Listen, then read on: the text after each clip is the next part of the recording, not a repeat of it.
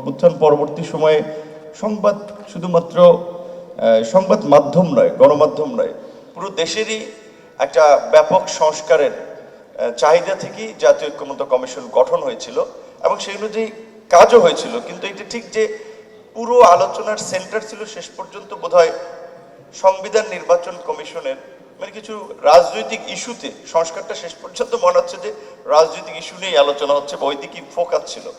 সেই ক্ষেত্রে এর বাইরে যে আরও কিছু প্রতিষ্ঠানের দিকে আমাদের নজর দেওয়া দরকার ছিল এবং বিশেষ করে পলিটিক্যাল পার্টি সহ অন্যান্য স্টেক হোল্ডারদেরকেও এইখানে কানেক্ট করে, যেমন আমাদের শিক্ষা ব্যবস্থা, বাংলাদেশের মতো একটা ওভার পপুলেটেড কান্ট্রি, তো এইখানের শিক্ষা ব্যবস্থা নিয়ে আমরা দেখি নাই যে খুব বেশি আলোচনা হয়েছে, কিংবা আমাদের স্বাস্থ্য ব্যবস্থা, এটা তো গুরুত্বপূর্ণ পার্ট। বাংলাদেশের দুটো বড় চ্যালেঞ্জ, এই যে হিউজ পপুলেশন, এর জন্য কর্মসংস্থান এবং বাজারের সাথে তাল মিলে একটা শিক্ষা ব্যবস্থা এবং এই জনগোষ্ঠীকে একটা সুস্থ জনগোষ্ঠী হিসেবে সার্ভাইভ করানোটা, সেই ক্ষেত্রে এই বিষয়গুলো নিয়ে খুব বেশি আলোচনা দেখি নেই।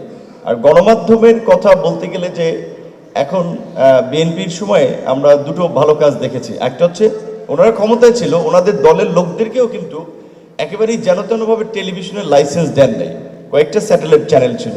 এটা গত সরকার 16 বছরে বিভিন্ন জনকে খুশি করার জন্য এক একজনকে একটা চ্যানেল দিয়েছে, ব্যাংক দিয়েছে, যেমন বেসরকারি কতগুলো ব্যাংক দিয়েছে।